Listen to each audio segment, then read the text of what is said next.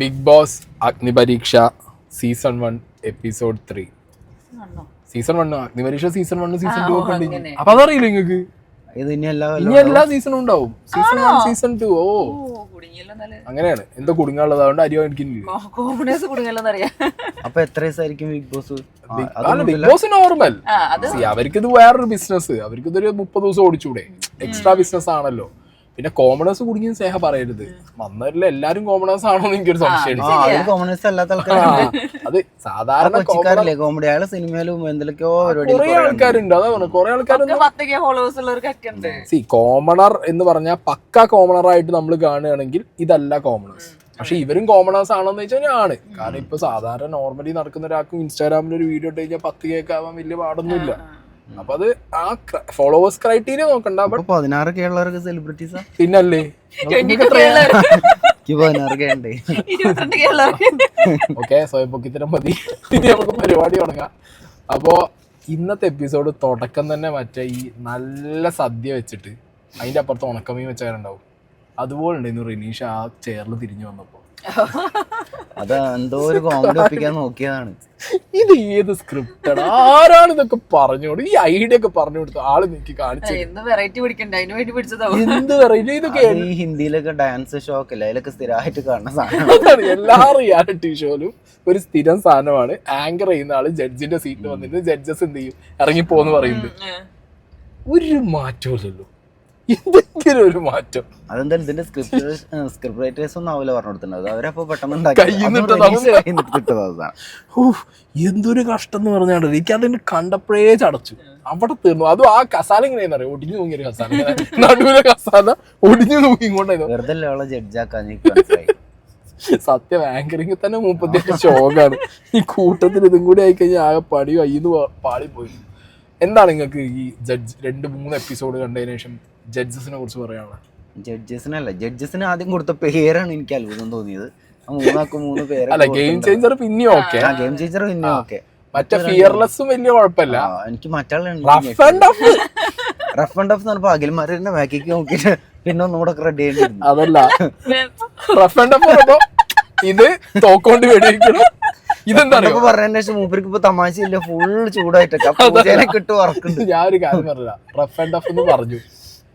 ഈ rough and tough എന്ന് പറയുകയാണ് ഇൻട്രൊഡ്യൂസ് ചെയ്ത് പിറ്റേ ദിവസം വരുന്ന ജനകീയ കോടതി. എനിക്ക് തോന്നുന്നത് അത് ആ ഒരു ഹാങ് ഓവർ പോയിട്ടില്ല. അതിങ്ങനെ മനസ്സ് കിടക്കുന്നുണ്ട്. ആ ആശ്മിനോടുള്ള ദേഷ്യമൊക്കെ പൂജേനോടാ നിൽക്കുന്നത്. കുറെ നേരമായി പൂജ വർത്താനം പറയുന്നത്. അല്ല, പൂജയുടെ കയ്യിലിരിപ്പം വലിയ വെച്ചൊന്നുമല്ല. എന്നാലും ഞാൻ ആലോചിക്കുന്നേ, റഫ് ആൻഡ് ടഫ് എന്ന് പറഞ്ഞിട്ട് ആ വീഡിയോയുടെ ഇപ്പുറത്ത് സ്ക്രോൾ ചെയ്യുമ്പോ പൂര ട്രോള്. നിലപാടില്ലാത്തവൻ, പേര് മാറ്റിയവൻ.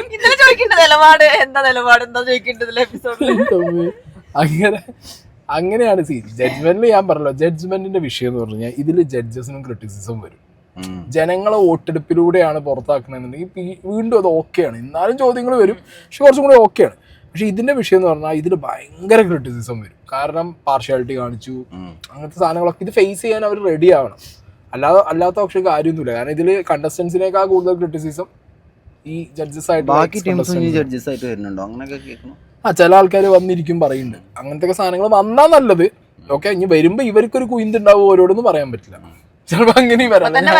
അഖിൽമാരൊക്കെ പുറത്തിറങ്ങിട്ട് ആരാണോ ജഡ്ജി, എന്തിനാണോ ചോദിക്കും, പറയാൻ പറ്റില്ല. ഞാൻ വളരെ നന്നായി ജഡ്ജ് ചെയ്ത സമയത്ത് നിങ്ങൾ എന്തിനാണ് അവരെ വിളിച്ചു കൊണ്ടുവന്നേന്നൊക്കെ ചിലപ്പോൾ കൈയുണ്ടെന്ന് വരെ പറയാൻ ഞാൻ. ഇതിന്റെ പിന്നിൽ ഹാഷ്മിയാണെന്നൊക്കെ പറയും. പക്ഷെ ഞാൻ റിയാസിനെയാണ് എനിക്ക് ഒട്ടും വർക്കാവാത്ത ജഡ്ജായിട്ട്. ഉഷാറല്ല, ഓ എന്തോ 10-20 കിലോനെ കല്ല് ഒഴുങ്ങിയിരിക്കുകയാണ്. സംസാരമില്ല, ഒന്നുമില്ല, ആർക്കോ വേണ്ടിട്ട് ജഡ്ജ് ആവുമ്പോ അത് എനിക്ക് തോന്നുന്നു അഖിൽമാരുടെ അപ്പുറത്ത് ഉണ്ടായിട്ടാണ് തോന്നുന്നത്. കാര്യം അറിയാം, നമ്മൾ അഖിലിന് ഇത്ര ട്രോൾ ചെയ്യാലും പിൻ പോയിന്റ് കാര്യങ്ങൾ അഖിൽ പറയുന്നുണ്ട്. ടാസ്ക് നടക്കുമ്പോ എങ്ങനെ കളിക്കണം എന്നുള്ളതിനെ കുറിച്ച് ക്ലൂ കൊടുക്കുന്നുണ്ട്, ഡയറക്ഷൻസ് കൊടുക്കുന്നുണ്ട്. ഇന്നലെ തന്നെ കണ്ടോ ആ മറ്റേ റീമാച്ച് വേണമെന്ന് വെച്ചാൽ അഖിൽ പറഞ്ഞൊരു സാധനം പോയിന്റ് ഉണ്ട് തിരിച്ചിട്ടത് ജഡ്ജസിന്റെ ഇടയിൽ തന്നെ. ഒരാൾക്ക് ഒരു അവസരം കിട്ടിയിട്ട് ആ അവസരം മുതലാക്കാൻ പറ്റിയില്ലെങ്കിൽ പിന്നെ അവിടെ അയാൾ പോയിന്റ് പറയുന്നുണ്ട്. സംഗതി അയാൾ എന്തൊക്കെ ട്രോളോ സാധനങ്ങളോ വന്നാലും ഹീസ് ഓൺ പോയിന്റ്. പക്ഷെ ഈ പോയിന്റിൽ പോലും വരാത്ത ആളാണ് റിയാസ് ആകെ ഒരു ബെയർ മിനിമം മാര്യതയാണ്. ഒരു ഷോയില് വന്നിട്ട് ജഡ്ജായിട്ടിരിക്കുമ്പോ നേരെ ഇരിക്കുക കസാലയില് വളഞ്ഞിരിക്കും. അല്ല വളഞ്ഞിരി ഇത് ജഡ്ജ്മെന്റോ കസാരല്ലോ പൊന്നു സ്നേഹേ ജഡ്ജിമാരല്ലേ, എന്ത് കോടതി ജഡ്ജിമാരല്ലേ. പറയണില്ല ഇത് അതുപോലും ആ ചങ്ങായി ചെയ്യണില്ല എന്ന് പറഞ്ഞു കഴിഞ്ഞാൽ അവസ്ഥ ആലോചിച്ചു. ഞാനത് ആലോചിച്ചു പുച്ഛഭാവത്തിലാണ് പുള്ളി ഇരുത്തം ഒക്കെ ഉണ്ടായിരുന്നത്. പക്ഷെ രഞ്ജിനൊക്കെ സൂപ്പർ ആയിരുന്നു അതായത് ഇനിയിപ്പോ കോമണേഴ്സ് ആയതുകൊണ്ടാണോ റിയാസ് അങ്ങനെ ഇരിക്കുന്നത് പറയാൻ പറ്റില്ല. അവരോടുള്ള ഒരു പുച്ഛമായിരിക്കും. അതെ, കാരണം അടിമുടി പുച്ഛം. പിന്നെ അവനാന്റെ സ്വന്തം സാധനങ്ങൾ ഉണ്ടല്ലോ, ഏത് ഞാൻ സ്ത്രീകളെ സപ്പോർട്ട് ചെയ്യൂ, ഞാൻ ഇന്ന കളറിന്റെ കാര്യമേ പറയൂ, അങ്ങനത്തെ ഒക്കെ ഒരു ആറ്റിറ്റ്യൂഡ്. അത് ഭയങ്കര ശോകം പരിപാടി. മുന്നിലിരിക്കുന്നവരാണെങ്കിലും ജഡ്ജസ് ആണെങ്കിലും എല്ലാവരും ഇതിന് തയ്യാറായി വന്നിരിക്കുന്ന ആൾക്കാരെ പോലെ തന്നെ. അതായത് ഇപ്പൊ റിയാസ് ഒക്കെ ആണെങ്കിൽ ഞാൻ സ്ത്രീകൾക്ക് വേണ്ടി സംസാരിക്കുന്ന ആളാണ്, അതാണ് അവിടെ ഉപയോഗിച്ചുകൊണ്ടിരിക്കുന്നത് സ്വയം മൈലേജ്. പക്ഷെ കണ്ടസ്റ്റൻസ് ഒക്കെ എല്ലാവർക്കും അറിയാം ഇപ്പൊ എങ്ങനെയാണ് ഒരു ബിഗ് ബോസിൽ ആളാവണം എന്ന് നമുക്ക് എല്ലാവർക്കും ഇപ്പൊ എല്ലാവർക്കും അറിയാം. അതിങ്ങനെ പറയണ പോലെ എനിക്ക് തോന്നിയത്, ഞാൻ അതിന് തയ്യാറായിട്ടാണ്, ഞാൻ എനിക്ക് ദേഷ്യം വന്നാൽ അപ്പോൾ അത് തീർക്കും, ഞാൻ അങ്ങനെ ചെയ്യും, ഞാൻ ഇങ്ങനെ ചെയ്യും. എനിക്ക് അങ്ങനെ തോന്നിയത് എല്ലാരെയും കണ്ടപ്പോ. എല്ലാരും പ്രിപ്പയർഡ് ആണ്, എല്ലാരും കപ്പടിക്കാൻ വേണ്ടി പോയിന്റ് ആദ്യം ക്വാളിഫൈ ആവട്ടെ, അത് എനിക്ക് നല്ല ഇഷ്ടമായി. മാരാറ് കൃത്യം ഓൺ പോയിന്റ് ആണ് മാരാറ്. ആരും ഇവിടെ ബിഗ് ബോസിൽ എത്തിയിട്ടില്ല. ഇതൊരു പ്രിലിമിനറി റൗണ്ട് ആണ്, ഇത് പാസ് ആവണോ. അവിടെ സെറ്റ് ഇട്ടിട്ട് തുടങ്ങിയിട്ടുണ്ടാവില്ല, അപ്പോഴേക്കും അതിനുള്ളിൽ ഒരു കപ്പ് വന്നിച്ച് പൂജക്ക് ഇങ്ങനെ തന്നെ നിക്കണേ, ഇങ്ങോട്ട് നിക്കേണ്ടതല്ല എങ്ങനെയാണ്. അത് രസം എന്താ അറിയോ, ഇത് കോമഡി ഒന്നല്ല. ഒരു സൈഡിൽ നിന്ന് ഒരാൾ കപ്പ് കിട്ടുന്ന പറഞ്ഞപ്പോ അതുവരെ ആരും പറഞ്ഞിട്ടില്ല. പിന്നെ വൈറസ് സ്പ്രെഡ് ആവണോ, അതിലെല്ലാവർക്കും ഇന്റെ കപ്പ ഇന്റെ കപ്പ. അയ്യോ, ഇവര് അങ്ങനെ ജഡ്ജസിനവർക്ക് ഇഷ്ടപ്പെട്ടിട്ടുണ്ടോ, ഞാനും കൂടി പറയാനുള്ള സാധനം. പിന്നെ ഇന്നൊരു സ്പെഷ്യൽ എൻട്രി ഉണ്ടായിരുന്നു. മിസ്റ്റർ എൽ ലാലേട്ടൻ ഒരു പുസ്തകം പൊക്കി പിടിച്ചു വന്നു. ആൾക്കാരൊക്കെ കണ്ടിട്ട് പെട്ടെന്ന് ലാലേട്ടനോട് കാണുമ്പോ ഭയങ്കര സുഖം. അല്ല, എനിക്ക് ആകെ പറയാനുള്ളത് പൊന്നു ലാലേട്ട എല്ലാ സീസണിലും മാസമായിട്ടാണ് വരാറ്. ഓക്കെ, ലാസ്റ്റ് ഏറ്റവും കൂടുതൽ ഇതിനകത്തുനിന്ന് ട്രോള് വരാറ് കഴിഞ്ഞ സീസൺ ഒഴിച്ച്. കഴിഞ്ഞ സീസൺ മൂപ്പർക്ക് നല്ല കയ്യടി അല്ലേ, നല്ല കയ്യടി കിട്ടിയിട്ടുണ്ട്. അതിന്റെ മുകളിൽ എന്ത് ചെയ്യണം ഇപ്രാവശ്യം ചെയ്യണം. ഓക്കെ, മീശയാലും മതി. ഇപ്രാവശ്യം കഴിഞ്ഞ ചെയ്തതിനേക്കാൾ ഒരു 19 ഇരട്ടി കൂടുതൽ ചെയ്ത് കഴിഞ്ഞാൽ നാട്ടിൽ കാണുന്നവർക്ക് നമുക്കൊരു സമാധാനം ഉണ്ടാവും. പിന്നെ അതിനുശേഷം ടീമായിട്ട് തിരിച്ചു. 4 ടീം ഓൾറെഡി അവർ ഇരിക്കണം. അപ്പൊ അതൊക്കെ ഞാൻ ആലോചിക്കുന്നത്, ടീമായിട്ട് 4 തിരിക്കാന്ന് പറഞ്ഞപ്പോ രഞ്ജിനി ഇപ്പൊ ഇരിക്കുന്നത് 4 ആയിട്ടല്ലേ, പിന്നെ അങ്ങനെ തന്നെ ഇരുന്നത്. അപ്പൊ അതൊക്കെ പ്രീ പ്ലാൻഡ് ആണോ? ഇവർക്ക് 3 പൈസ ഒന്നും കൊടുക്കില്ല, പണി എടുക്കണില്ലേ? ടീമായിട്ട് തിരിക്കാൻ പറഞ്ഞപ്പോ രഞ്ജിനി അവിടുന്ന് പറയാ ഓൾറെഡി 4 ആയിട്ടാണല്ലോ ഇരിക്കണം, മുകളിലും താഴെയും അങ്ങനെ തന്നെ ടീം ആക്കിക്കോ. അല്ല, ഇതിപ്പോ കുറെ ഭാഗം കട്ട് ചെയ്യുന്നൊക്കെ ഉണ്ടാവില്ല, എനിക്ക് തോന്നുന്നത് ഞാൻ പറഞ്ഞ ഇത് അറേഞ്ച് ചെയ്തതാവും. ഉറപ്പാണ്, 100% ഉറപ്പാണ്. നിങ്ങൾ ഇന്ന സ്ഥലത്ത് ഇന്ന ആൾക്കാർ ഇരിക്കുന്നുള്ള, നിങ്ങളൊക്കെ ഷോന്റെ ഇത് വന്ന് കണ്ടവരാണല്ലോ ഷൂട്ട്, അപ്പൊ അറേഞ്ച് ചെയ്തിട്ടാണ് ആൾക്കാരെ ഇരുത്താറ്. അപ്പൊ ഷോന്റെ ഷൂട്ട് എന്താന്നുള്ളതൊക്കെ അറിയുന്നവർക്ക് അത്യാവശ്യം അറേഞ്ച് ചെയ്തിട്ട് ഇരുത്തുവര്. അറേഞ്ച് ചെയ്ത് വെച്ച ടീം തന്നെ ആവാനുള്ള സാധ്യത ഞാൻ കാണുന്നുള്ളൂ. അല്ലാതെ വെറുതെ റാൻഡമായിട്ട് ചുമ്മാ ഒരു ടീം എടുത്ത പോലെ എനിക്ക് തോന്നുന്നില്ല. ഓക്കെ, പിന്നെ ആദ്യത്തെ ടീമിന്റെ ക്യാപ്റ്റൻ താഷി, എല്ലാവരും കൂടി താഷിനെയാണ് പറഞ്ഞത്. താഷി കൊള്ളാം അല്ലേ, താഷി കൊള്ളാം. താഷിക്ക് ഒരു ആറ്റിറ്റ്യൂഡ് ഉണ്ട്. അതായത് ബാക്കിയുള്ളവന് വലിയ മൈൻഡ് ഒന്നും ചെയ്തില്ലെങ്കിലും സ്വന്തമായിട്ടുള്ള കാര്യങ്ങൾ നേടിയെടുക്കാനും നടത്താനും ഉള്ള ഒരു കണ്ണിങ്നെസ് ഉണ്ട്. കുറച്ച് ഷ്രൂഡാണ് ആള്, കൊള്ളാം. ബിഗ് ബോസ് മെറ്റീരിയലിന്റെ ഒരു ഇവർക്കും മനസ്സിലായി, ജഡ്ജസിന് മനസ്സിലായിട്ടുണ്ട് തോന്നുന്നു. അല്ല, ഒപ്പമുള്ളവരെ താഷീനെ പറഞ്ഞ് ക്യാപ്റ്റനാക്കുമ്പോൾ ഓനെന്നെ മനസ്സിലായി, ബാക്കിയുള്ളവർക്ക് മനസ്സിലായി ഇവൻ അത്യാവശ്യം ഒരു മെറ്റീരിയൽ ഉള്ള ഒരാളാണ് എന്നുള്ളത് സ്വയം മനസ്സിലാക്കിയിട്ടുണ്ട്. ആൻഡ് താഷി കഴിഞ്ഞിട്ട് പിന്നെ ആരുണ്ടായിരുന്നേ, അടുത്തത് മറ്റേ പ്രണവിനെയാണ് ആക്കി. ഈ പ്രണവിന്റെ കേസിലേക്ക് വരുമ്പോൾ നിങ്ങൾക്ക് എന്താ തോന്നുന്നത്? വാട്ട് അബൌട്ട് പ്രണവ് എന്ന് പറഞ്ഞ ചെക്കനെ കുറിച്ചിട്ട്? മറ്റേ ജിം ഇത് അല്ലല്ല, ജിമ്മല്ല, മറ്റേ ഈ ചെക്കൻ പ്രണവിന്റെ അവസ്ഥ എന്താ എനിക്ക് തോന്നുന്നത്? പ്രണവിന്റെ അവസ്ഥ എനിക്ക് തോന്നുന്നത് ഇവരൊക്കെ പറയുന്ന കാരണങ്ങൾ അത് അവർക്ക് മാത്രമേ അറിയുള്ളൂ. അവര് കാണുന്ന എനിക്കും അങ്ങനെ പ്രണവിനൊരു ഈ 2-3 ദിവസം കൊണ്ട് നമുക്ക് വിസിബിൾ ആവുന്ന രീതിയിലുള്ളൊന്നും എനിക്ക് വിസിബിൾ ആയിട്ടില്ല. എനിക്ക് പ്രണവ് അത്ര വിസിബിൾ അല്ല. എനിക്ക് അതിനേക്കാൾ വിസിബിൾ ആയിട്ട് ഇപ്പൊ ആ കൂട്ടത്തിൽ ഇട്ടു, അവരുടെ കൂട്ടത്തിൽ തോന്നി ആ പിങ്ക് ഡ്രസ് ഇട്ടൊരു 3ാമത് കുട്ടിന്റെ, ഞാൻ അവിടെ സ്ക്രീൻഷോട്ട് വെക്കാം. ആ കുട്ടിയാണ് എനിക്ക് കൂടുതലായിട്ട് പിന്നെയും അല്ലേ കുറച്ചും കൂടി ടോക്കറ്റീവ് ആയിട്ട് തോന്നിയതൊക്കെ. എനിക്ക് ആ ഒരു ലേഡി, ആ കുട്ടീന്റെ പേരുണ്ട് കേട്ടോ, നിൽക്കാൻ ആ കുട്ടീന്റെ പേര് പ്രണവല്ല,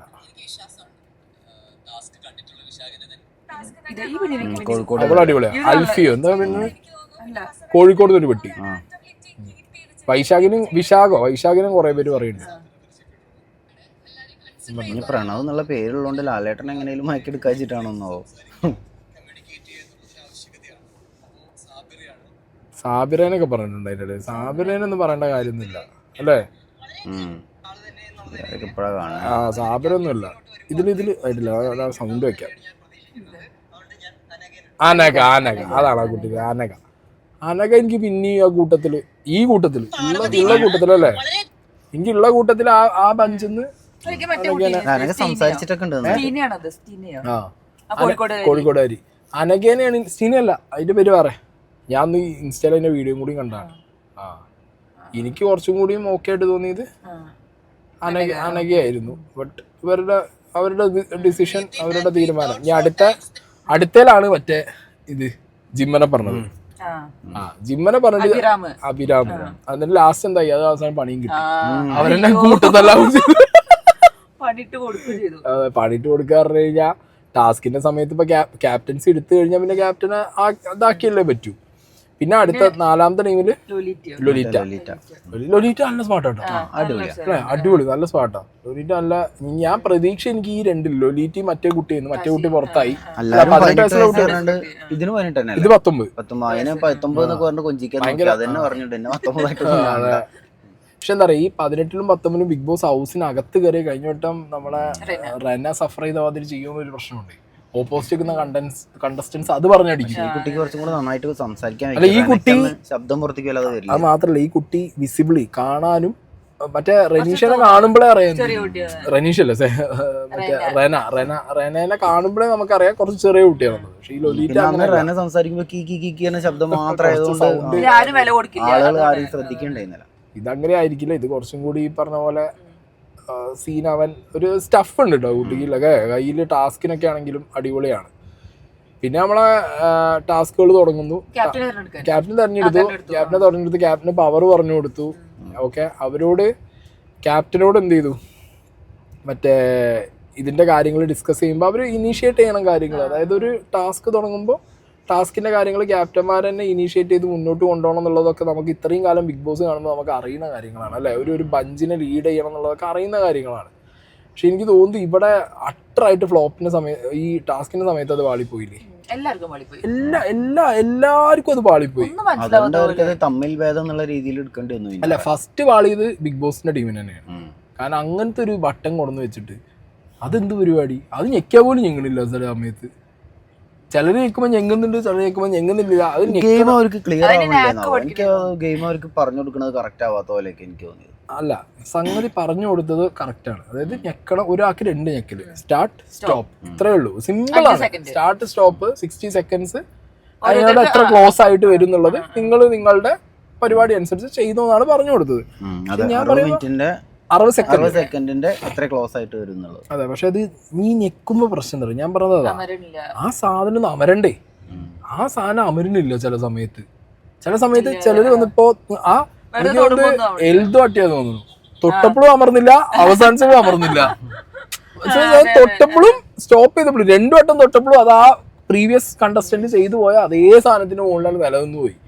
ഫസ്റ്റ് ടീം എനിക്ക് തോന്നുന്നു ഒരു എവിടെയോ ഒരു അല്ല, അവർക്ക് അബദ്ധം പറ്റിയെന്നല്ല, ഫസ്റ്റത്തെ ടീം ചെയ്തപ്പോ തന്നെ എവിടെയോ ഒരു ലക്കിന്റെ ഇൻവോൾവ്മെന്റ് ഉള്ളതുകൊണ്ടാണ് അവർക്ക് ഒരു 45 സെക്കൻഡോ പരിപാടിക്കോ സാധനം നടന്നത്. ലാസ്റ്റത്തെ ടീമിന് ഇതൊരു ഭയങ്കര ലക്കാണ് ശരിക്കും. കാരണം ഫസ്റ്റ് 3 ടീമും അല്ല, അത് വേറെ കാര്യമുണ്ട്. അങ്ങനെയാണെങ്കിൽ സെക്കൻഡ് ലാസ്റ്റ് വന്ന ടീമിന് അത് വരണം. പക്ഷെ അവരാണ് ഏറ്റവും വേഴ്സ്റ്റ് ആയിട്ട് പെർഫോം ചെയ്തത്.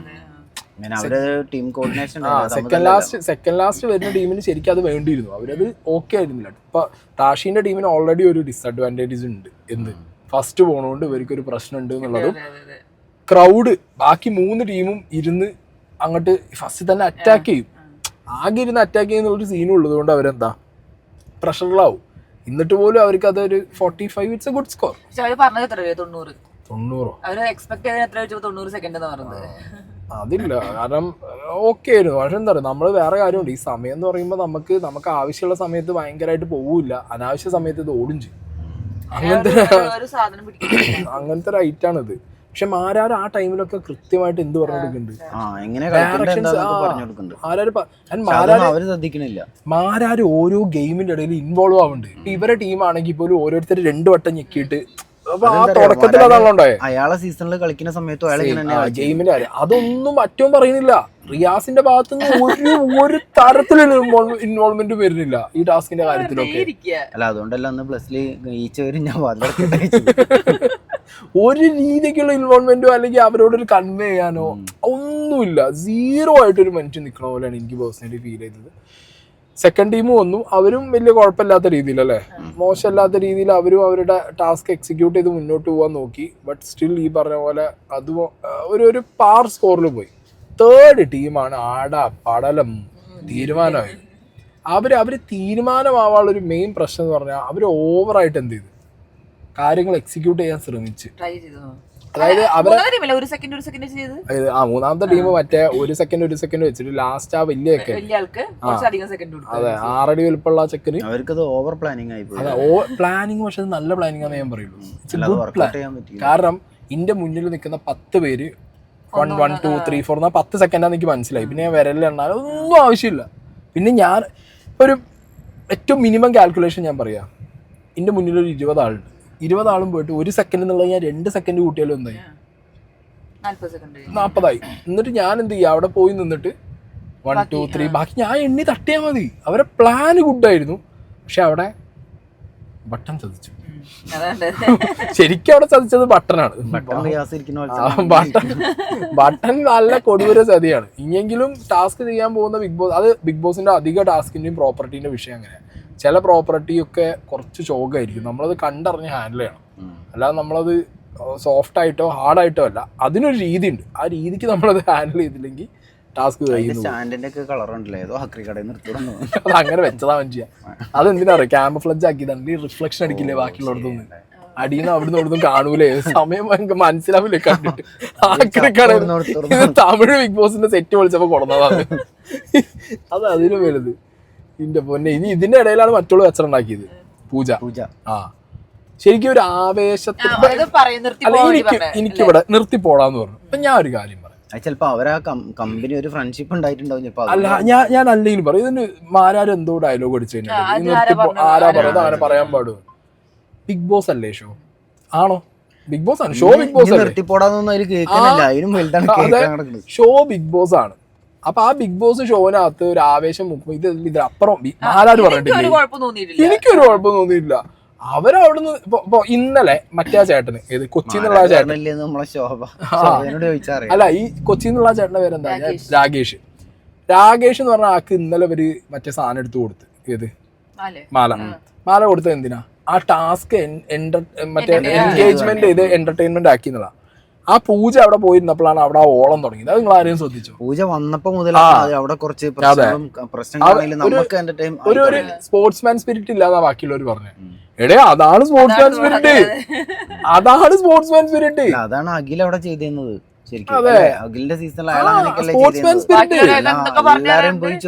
പ്രൊവോക്ക് ചെയ്യാന്നുള്ളത് ഒരു സ്പോർട്സ്മാൻ സ്പിരിറ്റിന്റെ ഭാഗമാണ്.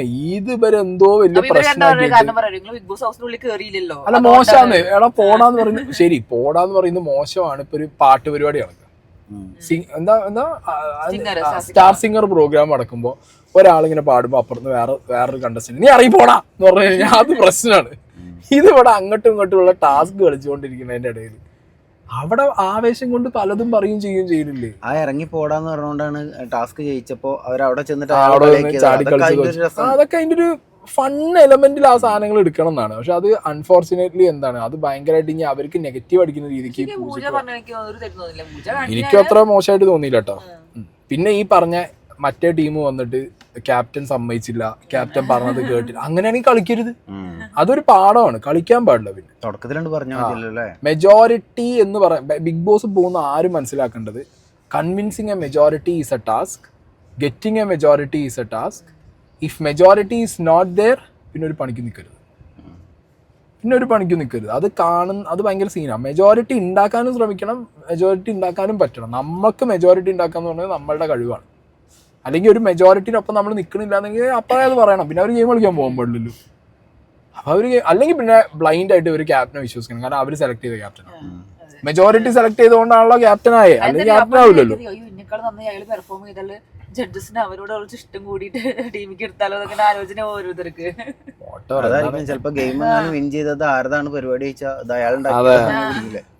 അപ്പൊ എന്താണെങ്കിലും അത് അങ്ങനെ പോയി.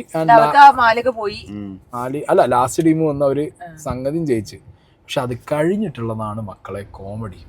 4 ക്യാപ്റ്റന്മാരെ വിളിച്ചിട്ട് നിങ്ങൾക്ക് അല്ലേ, നിങ്ങൾക്ക് ആരെയാണ് ഡേഞ്ചർ സോണിൽ ഉണ്ടെന്ന് ചോദിച്ചപ്പോ അവിടെയും മാസീവ് കൺഫ്യൂഷൻ. അവിടെ രഞ്ജിനി കറക്റ്റ് സാധനം സൂപ്പറായിട്ട് ആയി പോയത്. കാരണം അവിടെ മറ്റോ സൈലന്റാ. ഞാൻ സത്യം പറയാം, നിങ്ങള് ബിഗ് ബോസിന്റെ ടീം റിയാസിന് വെക്കണ ഒരു കല്ല് വെച്ച ടൈം റിയാസിന് ഇത് വെച്ചാൽ നിങ്ങള് കൊടുക്കാനുള്ള പൈസ റിയാസിന് കറക്റ്റ് കൊടുക്കണം.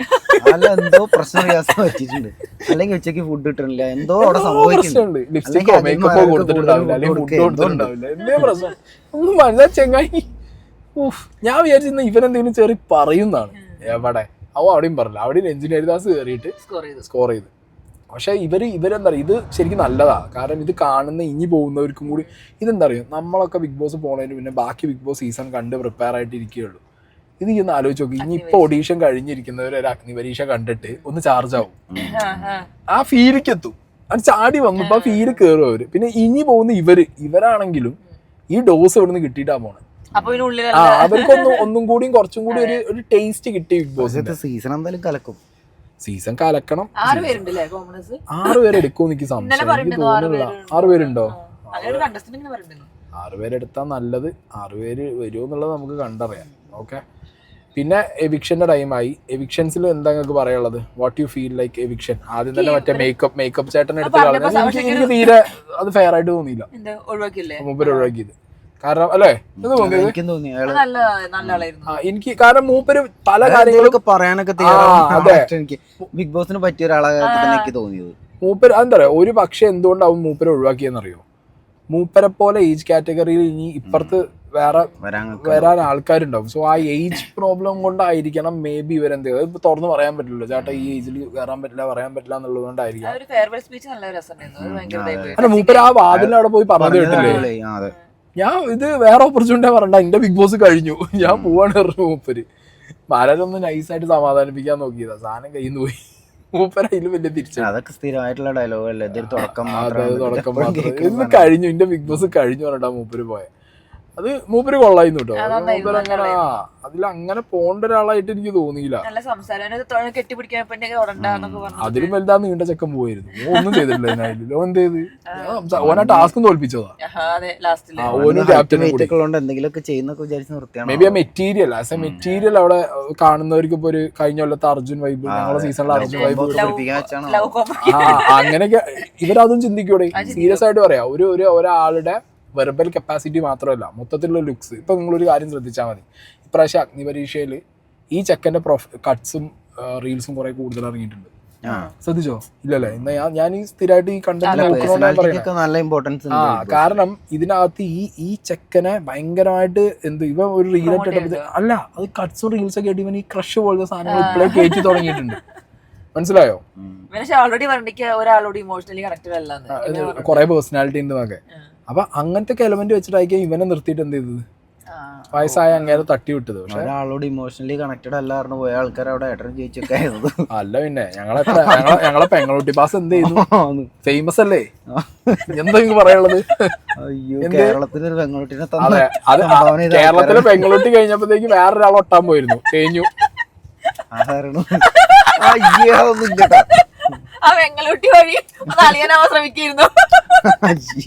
തേഞ്ഞു ഒത്തില്ല.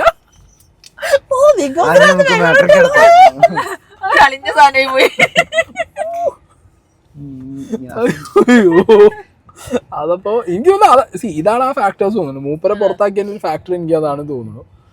മൂപ്പര് എന്തായാലും അങ്ങനെ പോയി. അത് കഴിഞ്ഞിട്ടുള്ള എവിക്ഷൻ പിന്നെ ആ ഒരു മറ്റേ പെൺകുട്ടി 18 വയസ്സുള്ള പെൺകുട്ടീന്റെ അത് പിന്നെ ഓക്കെ ആയിട്ട് തോന്നി എനിക്ക്. Fair enough. അവരത്രയും സ്ക്രീൻ സ്പേസ് കിട്ടിയതായിട്ട് എനിക്ക് തോന്നുന്നു. അതില് ലാസ്റ്റ് ഔട്ട് മോഹൻലാല് എന്നെ കൊല്ലാതിരിക്കാൻ പറ്റുവെച്ച പോലെ വീണ്ടും വരാൻ പറ്റും. അല്ല എന്താ എനിക്ക് അവിടുത്തെ സങ്കടം എന്ന് വെച്ചാൽ ഞാൻ ഈ ചേട്ടന്മാരും ചേച്ചിമാരും വിട്ടു അവിടെ തന്നെ പോയി. എന്താ പിന്നെ ആ വഴിക്ക് പോയിക്കോന്ന് അറിയില്ലേ, അങ്ങനെ ഇറക്കി വിട്ടോളം ഞാൻ അതിനെ അങ്ങനെ ഇറക്കി വിട്ടിട്ട് ഒരു സൈഡിലേക്ക് ആക്കി. പിന്നെ പോയത് ആരായിരുന്നു? പിന്നെ പോയത് നമ്മളെ മലപ്പുറത്തേക്ക് പോയ ലാസ്റ്റ് മൂന്നാളല്ലേ പോയെ? 4 പേര്. അല്ലല്ല, മറ്റേ ചെക്കൻ, ആ മിമിക്രി കാണിച്ച ആള്, മിമിക്രി കാണിച്ച ഒരു ചെക്കൻ ഉണ്ട്. ട്രെയിനർ അല്ലല്ലോ, സത്യം മിമിക്രി കണ്ടപ്പോ എനിക്കും തോന്നി മോനെ ഈ മിമിക്രി കാണിച്ചു അന്നെ ഈ ഇതിന്ന് പോയില്ലെങ്കിൽ ഈ അടുത്തോട്ടം മിമിക്രി കാണിച്ചാൽ അത് കാണിച്ചോട് കൂടി ചിലപ്പോ എന്നെ പുറത്താക്കി. എന്തിന്? അത് ജിം ട്രെയിനർ. ഒരാള് സൂംബയാണ്, ഒരാള് സൂംബയാണെന്നാണ് എന്റെ അറിവ്. പിന്നെ റഷ്യ, മലപ്പുറത്തുകാരി, തിരൂരുകാരി റഷ്യ. ആ ചെക്കനെ നല്ല തിരൂരിന്റെ ഗ്രൂപ്പിലൊക്കെ അതെ, ഈ ചെക്കൻ വേറെ കാര്യം കേട്ടോ. ആയിരുന്നോട്ടോ, ഇവന്റെ പേരെന്തേന്നു? നിക്ക്, നിതിൻ. നിതിൻ എന്നാണ് ആ ചെക്കന്റെ പേര്. ഈ നിതിന് വേറെ കാര്യം ഉണ്ടായി, കറക്റ്റ് ആക്സെപ്റ്റ് ചെയ്തു. അയാള് പറഞ്ഞു അവരെ തീരുമാനം, ഞാൻ ഫൈനൽ തീരുമാനം ഞാൻ ആക്സെപ്റ്റ് ചെയ്തു. നല്ല കാര്യം, ഗുഡ്.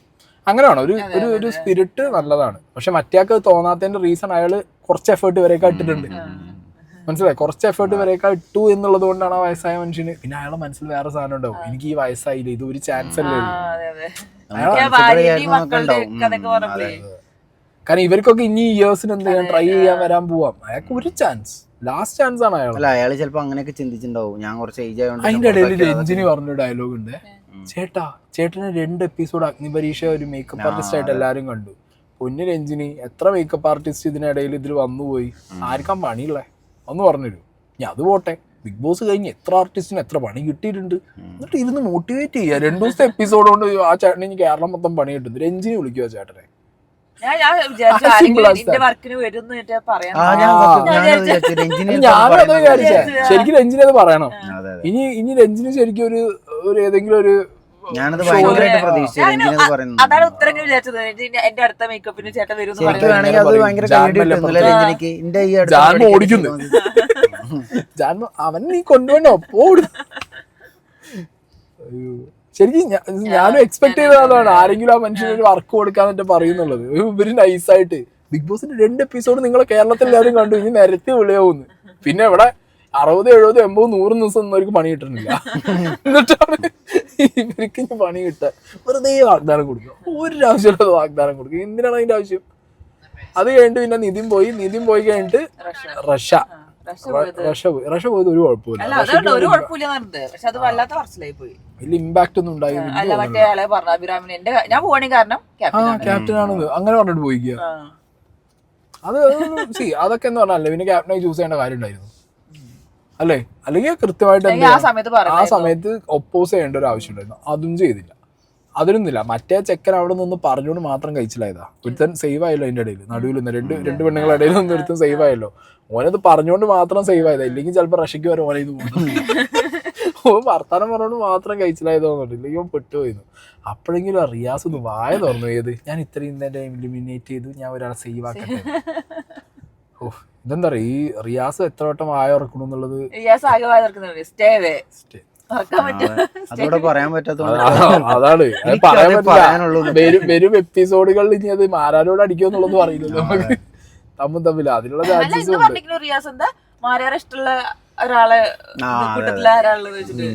അത് ഇതന്നെ ഉള്ളു, വേറെ കണ്ടന്റ് ഇല്ലാന്നുണ്ട് ചെങ്ങായിക്ക്, അതന്നെ പറഞ്ഞുകൊണ്ടിരിക്കുന്നത്.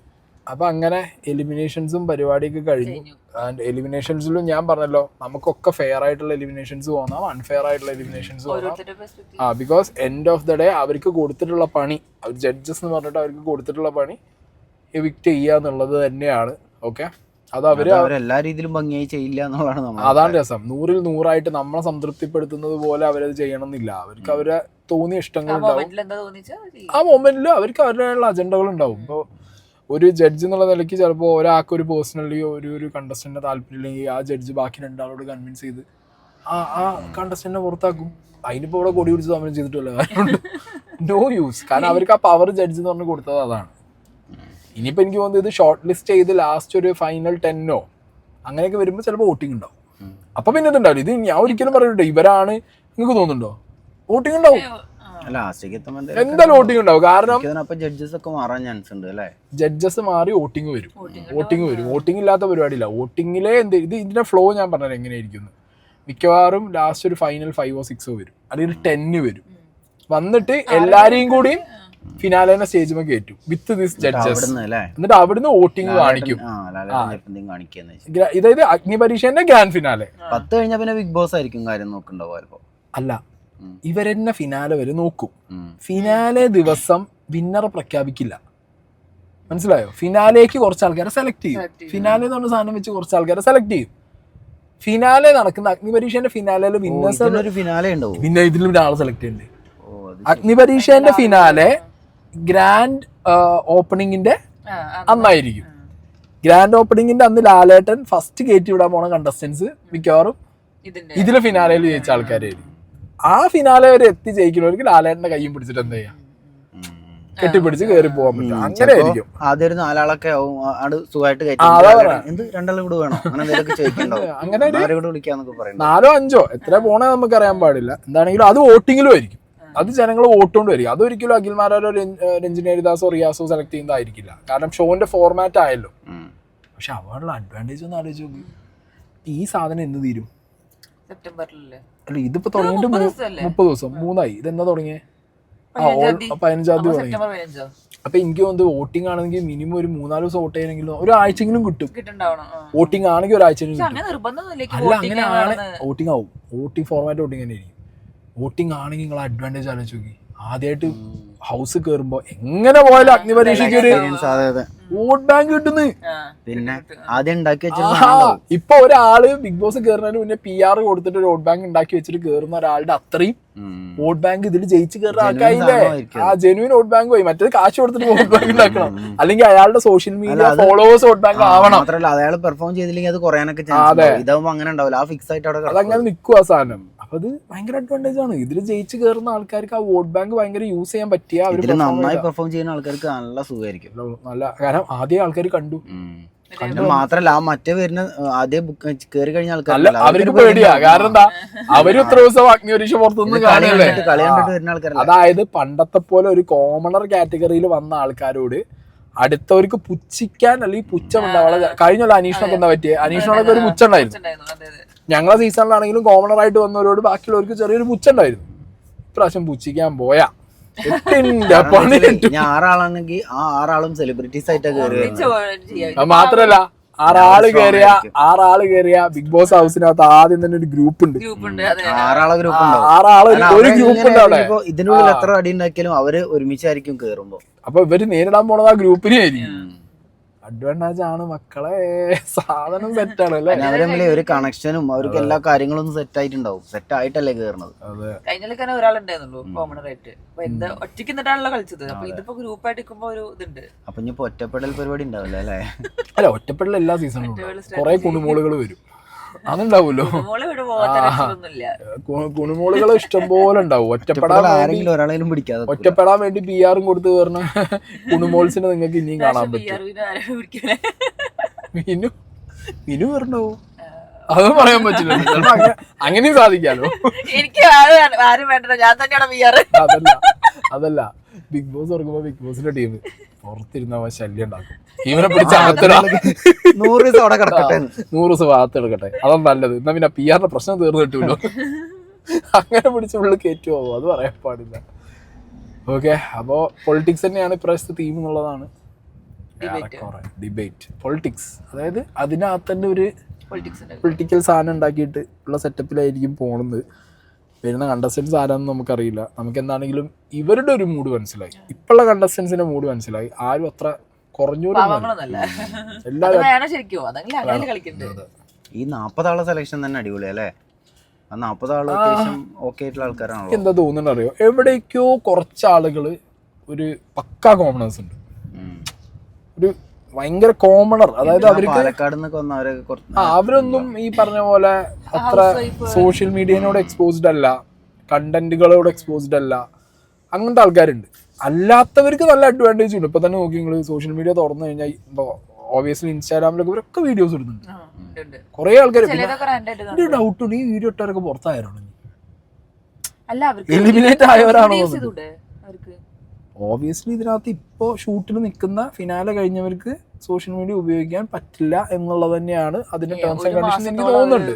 പറ്റില്ല സ്റ്റേ. ഹൗസ് കയറുന്ന വരെ അങ്ങനെ ഒരു മാസത്തോളം ഒരു സോഷ്യൽ മീഡിയ യൂസ് ചെയ്തിരിക്കും. ഇപ്പൊ ഇതിന്റെ ഫിനാലെ ഏറെക്കുറെ ആവുന്ന സമയം മുതൽ ഒരു 10 ദിവസം മുന്നേ മുതൽ അവര് വോട്ട് അഭ്യർത്ഥിച്ചോളം പറയും.